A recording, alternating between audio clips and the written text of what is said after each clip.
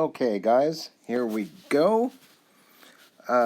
This section right here is page 213, 51 to 56, all.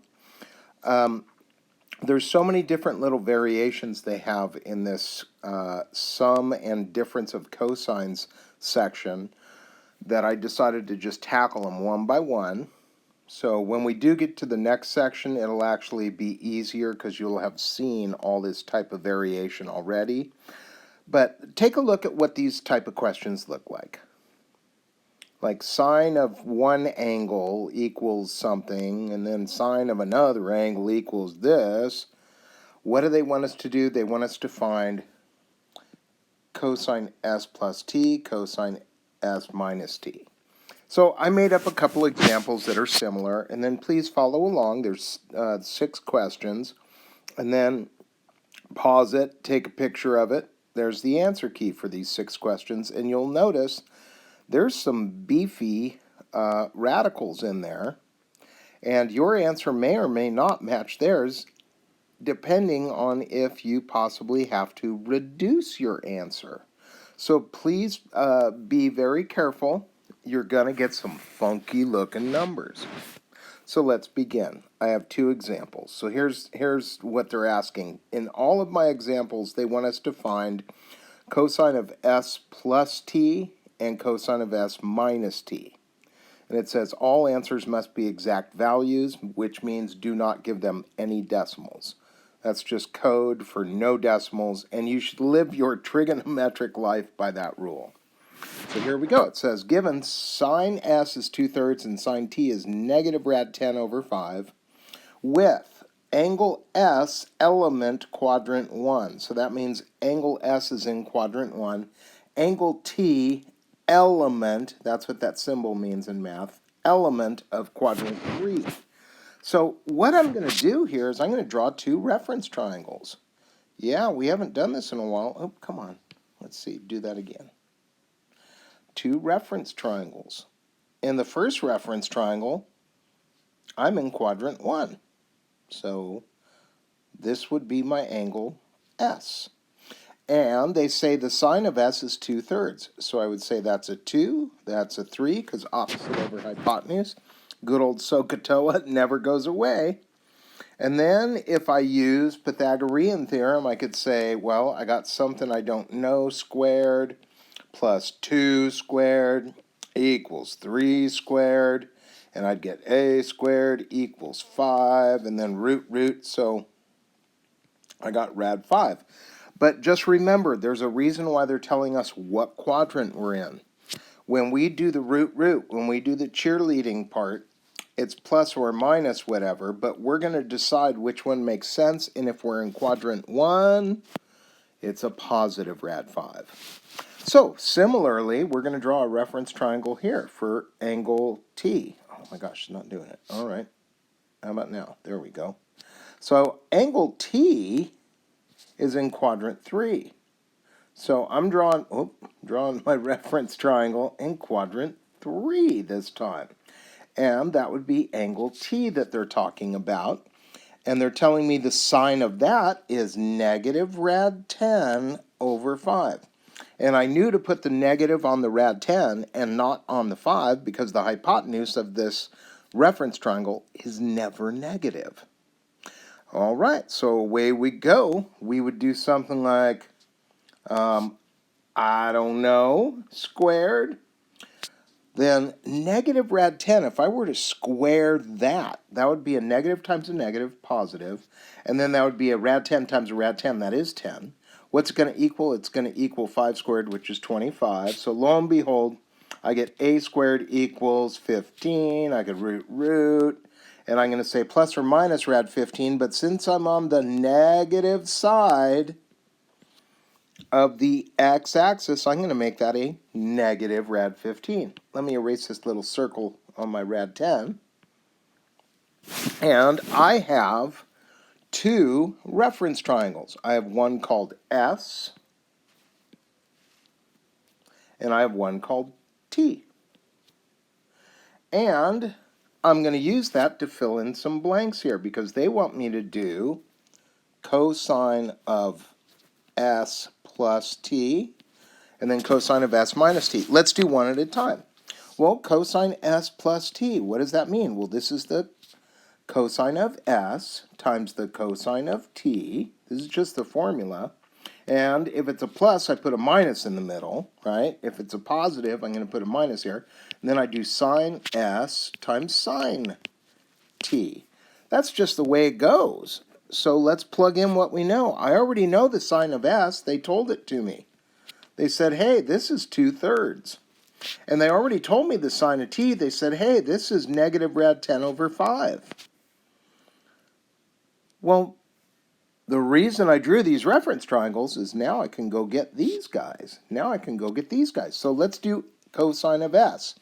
Cosine of s would be adjacent over hypotenuse. So I could say that's rad 5 over 3. And then cosine of t, well, that would be adjacent over hypotenuse. So I'd have negative rad 15 over 5. And don't forget, I'm going to subtract. So let's just hash this out. 5 times 15.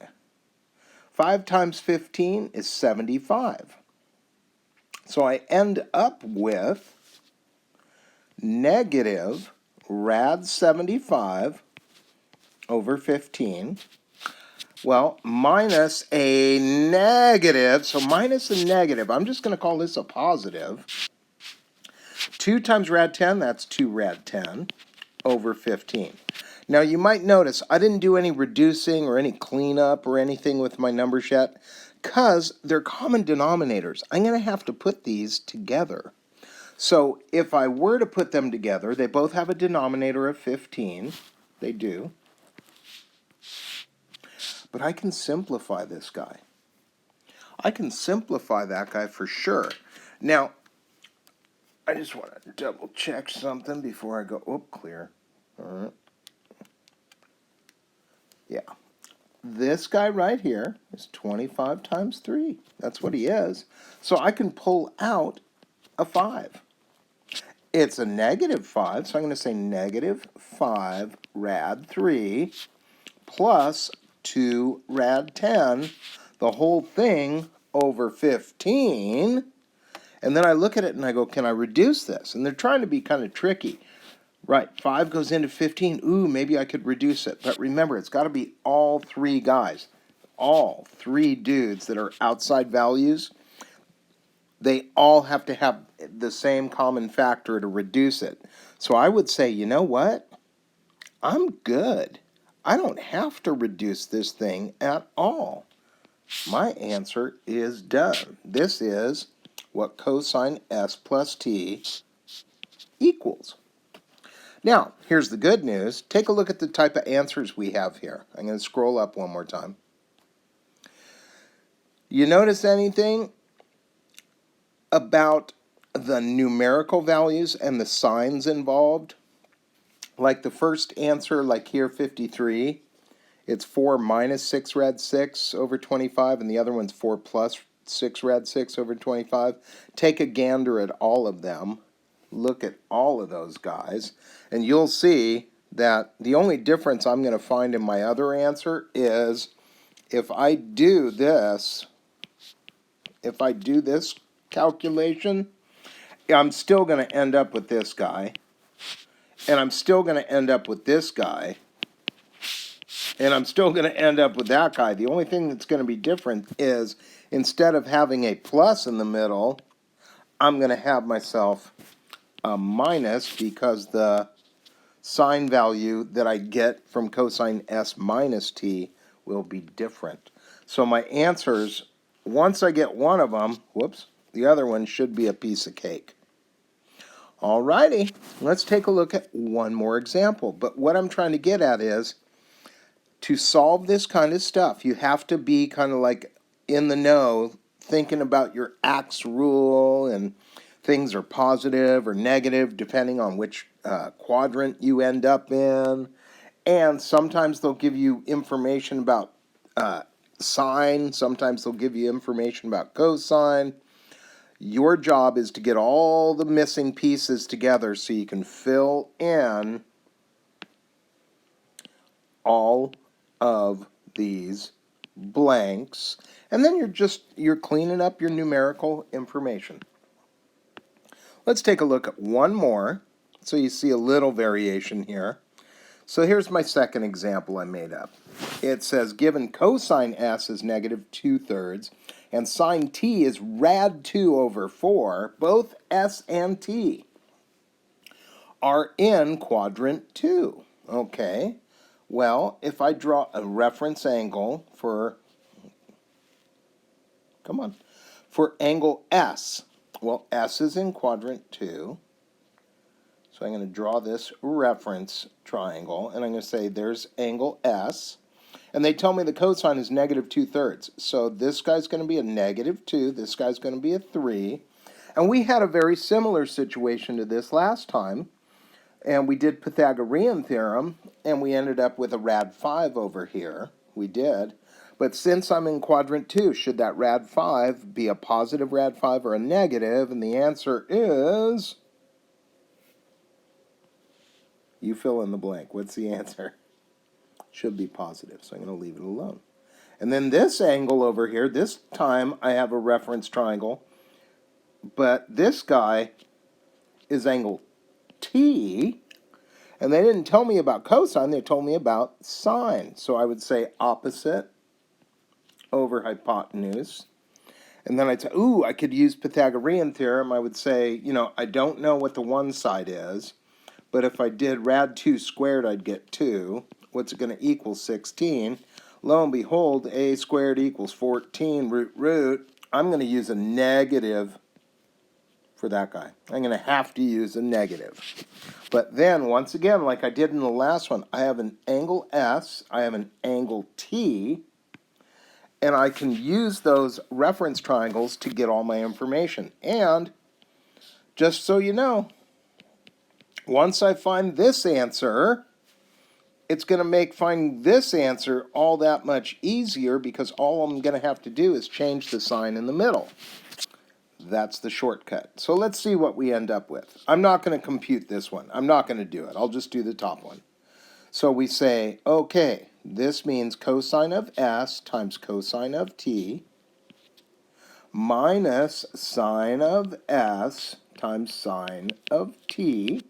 And let's grab the stuff they already told us. They already told us this guy is negative 2/3. They did. So let's get this guy. What's the cosine of T? Well, I go to my reference angle T and I say, oh, adjacent over hypotenuse minus, well, sine S. I don't know what sine S is, but I can grab it. I could say, oh, that's rad 5 over 3, opposite over hypotenuse. And then sine T, they gave that to me. That was a free gift. I go, woo, cool. And like I did on the last one, I'm going to wait and see what happens when I do my multiplies here. Because in the first set of stuff, I get negative 2 times negative rad 14 on the top, which is just 2 rad 14. And on the bottom, it's 3 times 4, it's 12. Minus, well, over here I got rad 5 times rad 2, that's rad 10 over 12. That's what I got. And you might say, oh, I'm going to reduce this 2 and this 12. Don't do it. Don't do it. No, no, no. Because it will not help you. You're supposed to write your answer with a common denominator. Polite mathematics. So this whole answer over 12, and that would be the thing. That would be your answer. And remember, if I was to go back and get this guy, it would be the same numbers. I would just put a plus in the middle instead of a minus. Okay, let's knock out some practice. So once again, there it is, page 213, 51 to 56. All right, guys.